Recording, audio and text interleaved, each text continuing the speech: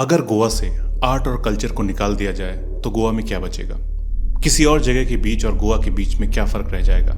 हम गोवा जाते ही इसलिए हैं क्योंकि वहाँ फिल्म फेस्टिवल्स होते हैं, दुनिया भर के लोग आते हैं, हर धर्म के लोग मिलजुल कर रहते हैं। वहाँ मंदिर भी है, मस्जिद भी है और चर्च भी हैं। सदियों से लोग वहाँ एक साथ रहते आए हैं। अभी जब मैं वहाँ गया तो देखा कि गोवा की कला एकेडमी में इंटरनेशनल फिल्म फेस्टिवल चल रहे थे। मैं भी गया, शानदार बिल्डिंग थी। मालूम हुआ कि कला एकेडमी की बिल्डिंग बनाई है चार्ल्स कोरिया ने, जिनको इंडियाज़ ग्रेटेस्ट आर्किटेक्ट कहा जाता है। गोवा में आर्ट और कल्चर का हब है ये आइकॉनिक बिल्डिंग।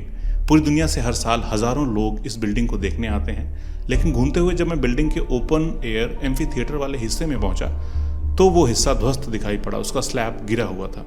मैंने सोचा, जब इतने बड़े आर्किटेक्ट ने इस बिल्डिंग को डिज़ाइन किया है तो वो गिर कैसे सकती है, जबकि ये तो कोई बहुत पुरानी बिल्डिंग भी नहीं है। लेकिन एक गूगल सर्च किया और खुलती चली गई एक ऐसी कहानी जो हैरान करती है और गोवा में बीजेपी सरकार पर बड़े सवाल खड़े करती है कि क्या वाकई न खाऊंगा और न खाने दूंगा की बात करने वाले मोदी जी सही कह रहे थे? न खाता हूं न खाने दूंगा। This is corruption which has led to collapse of Kala Academy. Kala Academy is a piece of history.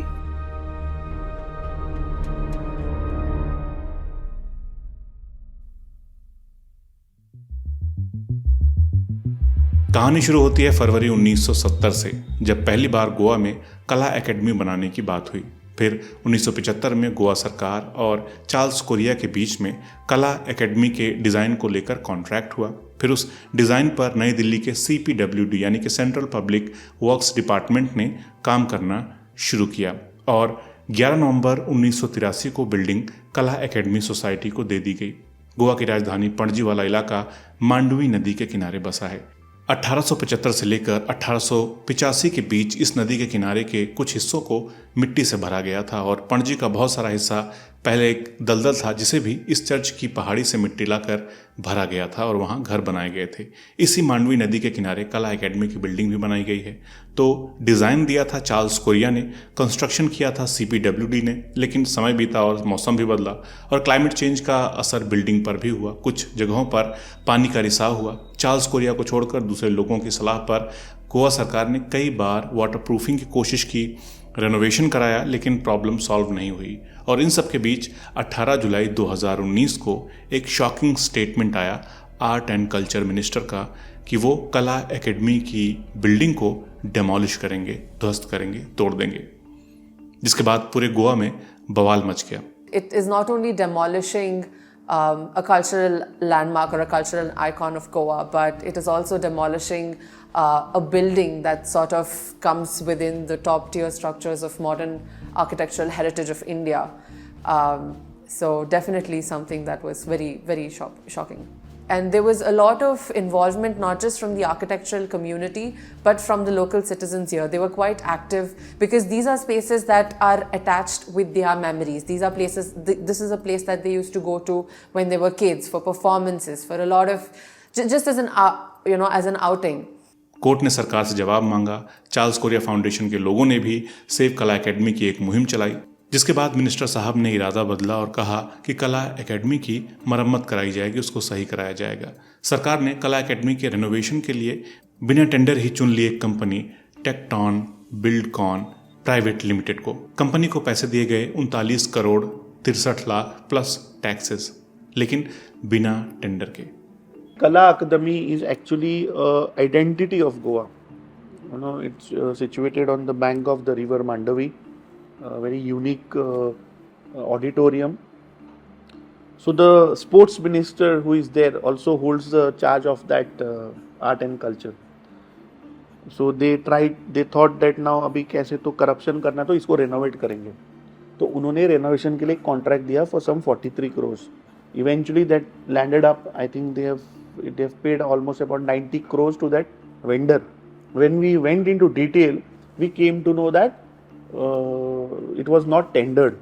So when the honorable minister was questioned in the floor of the House of the Assembly, he is on record saying that Shahjahan ने जब ताजमहल बनाया तो शाहजहां ने tender नहीं बुलाया, अगर tender बुलाता तो वो क्वालिटी नहीं मिलती. This was his statement. Shahjahan ताणेन ते केन्नाच कोटेशन इन्वाइट केले ना. आणि म्हणूनच जवळजवळ 390 वर्ष झाली हो ताजमहाल तसोच आसो तसो उबो आसा. Now, this is not a private house which he is building of his own money. This is a government property built out of taxpayers' money. Each and every rupee has to be accounted. So, how can holding such a portfolio, the minister can make such a vague statement? So, this shows that they have bypassed the system and they have given this is a pure case of corruption. Without tendering, they have given it. And in 90 crore rupees, we could have built 3 Kala Academy today. So the tendering process is a bit of a mystery for me, because any project of a value that goes over a certain amount, I think it's 2 crores or 3 crores, the government has to essentially tender it out. Yeah.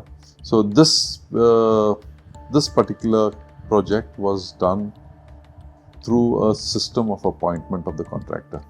And the government can follow a process like this, but it has to be an appointment through the acceptance by the state assembly.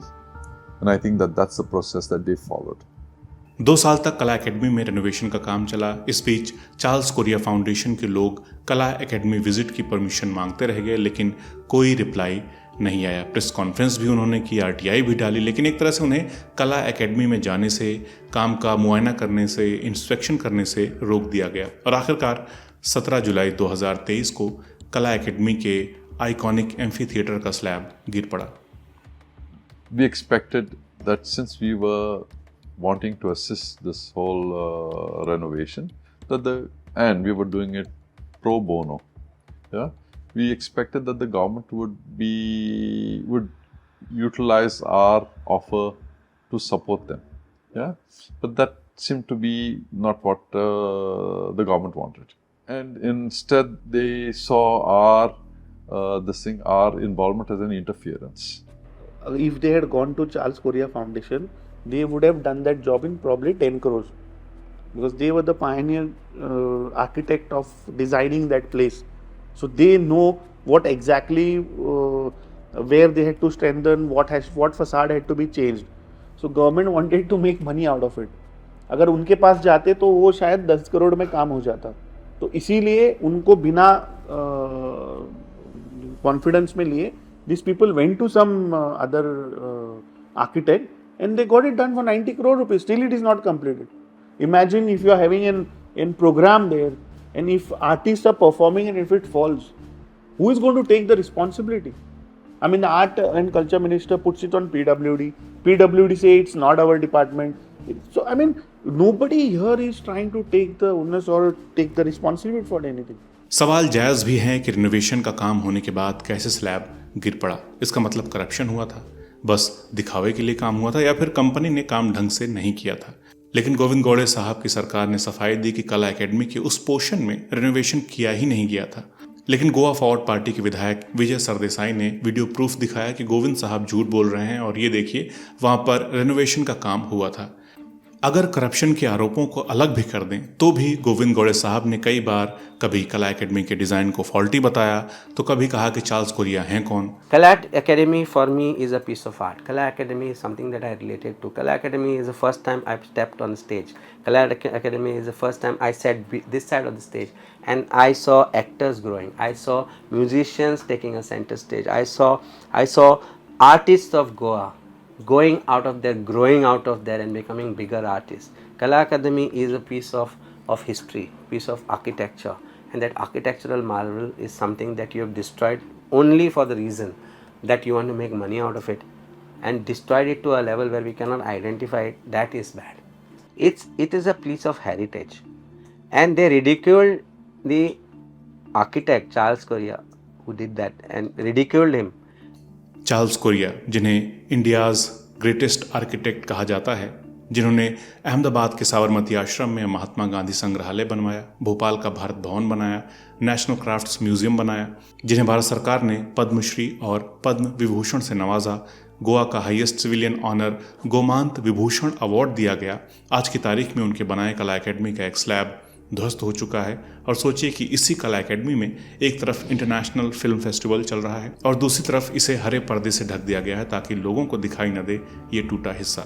एक कहावत है कि how can we know where are we going if we don't know where we came from. मतलब जब हमें यही नहीं पता होगा कि हम कहाँ से आ रहे हैं, हमारा कल्चर क्या है, हेरिटेज क्या है, तो हमें कैसे पता चलेगा कि जाना कहाँ है, हम कैसे ग्रो करेंगे। हमारा कल्चर और हेरिटेज और आर्ट ही तो है जो हमें दूसरे लोगों से अलग बनाता है, यूनिक बनाता है।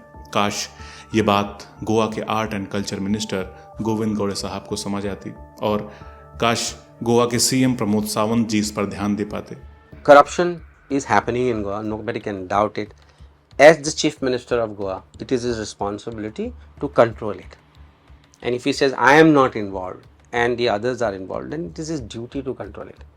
मेरी कोशिश है इस सीरीज़ के ज़रिए आप लोगों तक वो बातें पहुंचाने की जिन पर मेन स्ट्रीम मीडिया डिबेट नहीं करता है या जिसे ज़रूरी नहीं समझता है। वीडियो अच्छा लगा हो तो कमेंट करिए, सपोर्ट करना चाहते हैं तो चैनल को ज्वाइन कर सकते हैं या फिर थैंक्स भेज दीजिए। तो मिलते हैं अगले वीडियो में एक नई कहानी के साथ। नमस्कार।